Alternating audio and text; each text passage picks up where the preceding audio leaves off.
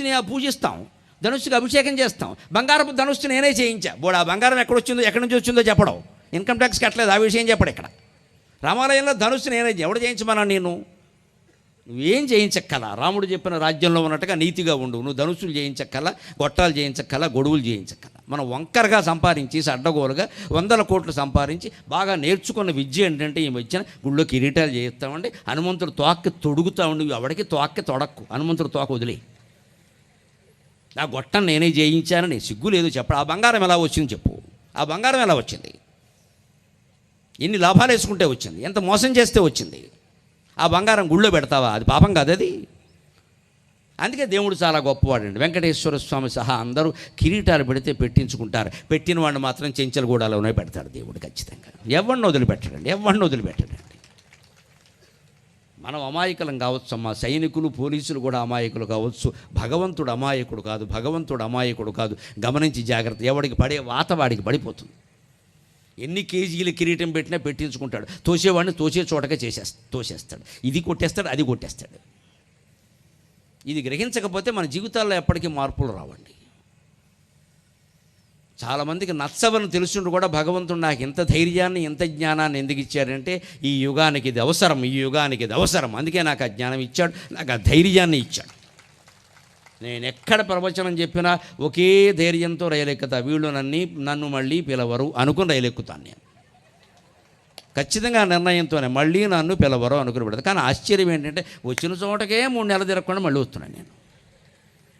అంటే వెనకాల అమ్మవారు చూసుకుంటుంది, వ్యవహారం అంతా అమ్మవారు చూసుకుంటుంది. నాకు అనవసరం, అది నా ధర్మం నేను చేస్తున్నాను. ఎవరికో నచ్చదేమో, వారెవరో తంతారేమో, కొట్టేస్తారేమో, కాల్చేస్తారేమో, ఈ బెంగేం లేదమ్మా. మహాత్మా గాంధీనే కాల్చేసుకున్న దేశం ఇది. ఎంతకంటే మనం ఏం గొప్పవాళ్ళం కాదు ఇక్కడ. పోయినా బెంగేం లేదు. కానీ నిజం చెప్పాం, నిష్కర్షగా మాట్లాడాం, సత్యం మాట్లాడాం. అప్పుడు నేను రాజమండ్రి నుంచి విమానం ఎక్కినా, గోదావరి ఎక్స్ప్రెస్ ఎక్కినా ధైర్యంగా ఎక్కుతా, చాలా హాయిగా ఎక్కుతా. నాకు నిద్ర పట్టని రోజు లేదు నా జీవితంలో. దానికి కారణం నా జ్ఞానం, నా ధైర్యం, నా నిజాయితీ, అంతే లెక్క. నాకు నిద్ర పట్టని రోజు లేదు. రోజుకు హోటల్లో ఉంటాం, రోజుకు ఒకళ్ళు ఇంట్లో ఉంటాం, ఓ రోజు రైల్లో ఉంటాం, ఓ రోజు విమానంలో ఉంటాం. నాకు నిద్ర పట్టని రోజు లేదు. ఎందుకంటే నా మనసులో ఏమీ లేదు, అంత ఖాళీ. వేదిక దిగితే నమశివాయ, ఇంకేం ఉండదు ఇక్కడ. ఏం మాట్లాడాను, దీని పరిణామాలు మాట్లాడింది అమ్మవారు, నాకు సంబంధం లేదు. నేను కేవలం మౌత్ పీస్. నాకు ఈ మైక్ మౌత్ పీస్ అయితే అమ్మవారికి నేను మౌత్ పీస్. మాట్లాడింది ఆవిడ చూసుకుంటుంది. నేను మాట్లాడవలసిందే మాట్లాడుతున్నా. ఇవాళ ఏ సభ జరిగినా రక్షణ కల్పించాలంటే పోలీసు వారు రావాలా వద్దా? వారు చెప్పినట్టు మనం వినాలా వద్దా? కుట్టే పరిస్థితి ఎందుకు తెచ్చుకుంటున్నాము? ఏదైనా ప్రమాదం జరిగితే వెంటనే రావాల్సింది వాళ్ళే కదండి. కర్తవ్యం. దారి ప్రమాదమైనచో దూసిన బాణమట్లు పడి దోషము కనుకొని సేవ చేస్తారు. వెంటనే వస్తారు, అక్కడ ఉంటారు, అదేమిటో కనుక్కుంటారు, చేయవలసింది చేస్తారు. ఆ మృతదేహం అయితే ఎవరికి చేర్చాలో వారికి చేరుస్తారు. లేకపోతే జేబులన్నీ వెతికి డైరీలు తీస్తారు, పరుసులు తీస్తారు. ఎలాగో అలా వాడు ఫోన్ నెంబరు, ఆధార్ కార్డు ఏదో ఒకటి తెలుసుకుని బంధువులకు తెలియజేద్దాం. ఎందుకంటే మరి ఆ చివరి చూపైనా దక్కాలి కదా భార్యకి, పిల్లలకి. కనీసం చివరి చూపైనా దక్కాలి కదా. ఆ ప్రయత్నం చేద్దాం. ఆయన అవసరమైతే శవాన్ని మోసుకెడతారండి భుజాల మీద. సామాన్యమైన సేవ అది. అంతేకాదమ్మా, తుఫాన్లు, వరదలు, మనకి దివిసీమ తుఫాన్ దగ్గర నుంచి 96లో కోనసీమ తుఫాన్ దగ్గర నుంచి ఎంతమంది రక్షక భటులు ఎంత సేవ చేశారండి.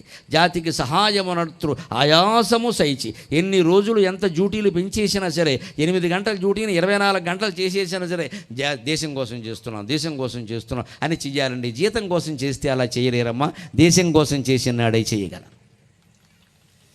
అటువంటి సైనికులకి, అటువంటి రక్షక భటులకి సంపూర్ణమైన సహకారాన్ని అందించి, రక్షక భటుల ఆజ్ఞ అంటే రామచంద్రుని ఆజ్ఞ అని మనం భావించి నీతిగా, పద్ధతిగా మన ప్రయాణాలు, మన ప్రసారాలు అన్నీ ఉంటే దేశమంతా బాగుంటుందండి. పెద్ద విషయం. ఎన్నో మార్పులు చేసినా పనికిరాదు, కష్టమే. అంటే మొత్తం శాశ్వతంగా దాన్ని నాశనం చేసుకుంటున్నాం.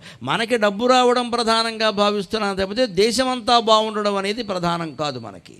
ఇప్పుడు ఆ పైగా ఆదాయం కూడా ఎలా వస్తుంది? ముందే అడ్వాన్స్ పట్టుకొచ్చి ఇచ్చేస్తారు. మనం చెరువు దగ్గరికి కూడా మనం వెళ్ళక్కర్లేదు, డబ్బులు ఇచ్చేస్తున్నారుగా.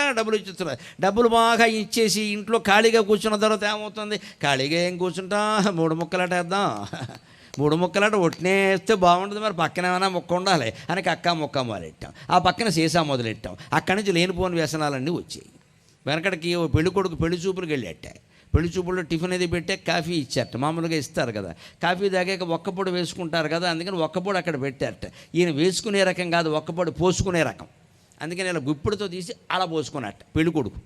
అత్తగారు కొంచెం కంగారైంది, ఇది ఇంత ఒక్కపొడి తినేస్తున్నాడు ఈయన, ఒక్కపొడికే ఇంక ఈవేళ పెళ్లి కొడుకుని చూస్తే ఏమనుకునేది ఆవిడ, పల్లెల్లోంచి ఒక్కపొడి ఇలా పోసుకొని ఏదో శనగపప్పు పోసుకున్నట్టు అక్కడికి అంటే బాగుంటుందని అప్పటికే అత్తగారు అందుట వచ్చిన వాళ్ళతోటి ఆ అబ్బాయికి కొంచెం ఒక్కపొడి ఎక్కువ అలవాటేమో అందుట. ఆ పక్కనే తల్లిదండ్రి పెడితే పర్వాలేదు, మేనమామ కొడుకు ఒకడు వచ్చాడు. అలాంటి వాళ్ళని ఎప్పుడు కూడా తీసుకెళ్ళకూడదు, ఎందుకంటే వాడి పిల్లని చేసుకుందాం అనుకుంటాడు వాడు. ఎప్పుడు పెళ్లి చూపుల్లో ఎప్పుడు కూడా పెళ్లి కూతురుని చూపించాలి, కానీ పెళ్లి కూతురు చెల్లెల్ని పక్కన పెట్టకూడదమ్మా, ప్రమాదం, ఈ వచ్చిన సన్నాసి దాన్ని చేసుకుంటానంటాడు. ఈ అక్కగారు ఏమైపోవాలి? పెళ్లి కూతురు పక్కన ఎప్పుడు బంధువులు కానీ ఎవరైనా పెళ్లి కూతురు కంటే అందంగా ఉండేవాళ్ళని పెట్టకూడదు అసలు. ఏదో వంక చెప్పి బయటికి పంపించాలి. ఉంటే ఆ అమ్మాయి ఎవరు, అమ్మాయి కూడా ఆ ఫిగర్ ఎవరు, ఫిగర్ అంటాడు వీడు, ఫిగర్ అంటాడు, తర్వాత షుగర్ అవుతుంది వీడికి. అసలు దేనికోసం వచ్చావు, ఫలానా అమ్మాయిని పెళ్లి చేసుకుందాం వచ్చావు, నువ్వు చూసుకో, నీకు నచ్చితే చేసుకో, లేకపోతే వెళ్ళిపో. ఆ అమ్మాయి ఎవరు, ఈ అమ్మాయి ఎవరు, ఈ ఎంక్వైరీ ఏంటండి, నీకు నచ్చడం ఒకటే లెక్క. అందుకే చేయకూడదు. మేనమామ కొడుకు ఎవడో వచ్చాడండి, మేనమామ కూడా వస్తారు కదా, ఆయన ఏదో పిల్లనిద్దాం అనుకుంటే కుదరట్లా. అందుకని వాడు వెంటనే ఏమన్నా అబ్బాయి కొంచెం ఒక్కపొడి ఎక్కువ వేసుకుంటాడేమో అంటే పక్క నుంచి తండ్రిని అస్తమానం వేసుకోండి, ఎప్పుడైనా సిగరెట్ కాల్చినప్పుడే వేసుకుంటాడు అన్నట్టు. అయిపోయి ఓహో అది ఒకటి ఉందన్నమాట. ఇప్పుడు అంటే కొంచెం సిగరెట్లు కూడా ఉన్నాయా అండి అంటే, అబ్బాయి లేదేమో మావాడు ఎప్పుడు సిగరెట్ కాల్చి మామూలు కాల్చిన ఇప్పుడు సీసా పుచ్చుకున్నప్పుడు కాలుస్తాడు, బాగుండదు కదా. ఇంక లేనిది ఏమిటి మరి, ఒక్కపొడి వల్ల సిగరెట్ బయటపడింది, సిగరెట్ వల్ల మందు బయటపడి ఇంకెన్ని ఉన్నాయో. ఇలా ఒక వ్యసనం మరొక వ్యసనానికి పురికొల్పుతుందండి మనం జాగ్రత్త పడకపోతే. ఒక్కపొడి వేసుకోవాలి కానీ పోసుకోకూడదు, నెయ్యి వేసుకోవాలి కానీ పోసుకోకూడదు. ప్రతి కూరలో, పప్పులో, పులుసులో అన్నిట్లో నెయ్యి వేసుకోవచ్చు, ఓ చుక్క, ఒక గరిట్లో సగం, అంతేగాని గిన్నె ఎత్తి పోసుకుంటే అలాగని అసలు మానేయడం కూడా తప్పేనమ్మా. ఇవాళ విద్యార్థులు చాలామంది పాలు, పెరుగు, వెన్న, నెయ్యి తినడంలా. అందుకే మొహమాటం లేకుండా చెబుతున్నా, పాలు, పెరుగు, వెన్న, నెయ్యి తింటేనే జ్ఞాపక శక్తి బాగుంటుంది. పూర్వం బ్రాహ్మణులు కొన్ని వేల పంక్తులు ఉండే వేదాలని 1000 ఏళ్ళు పుస్తకాలు లేకుండా ధారణ చేశారు. అంటే మా మొత్తం జ్ఞాపక శక్తి రహస్యం పప్పు, నెయ్యి. జిందాబాద్.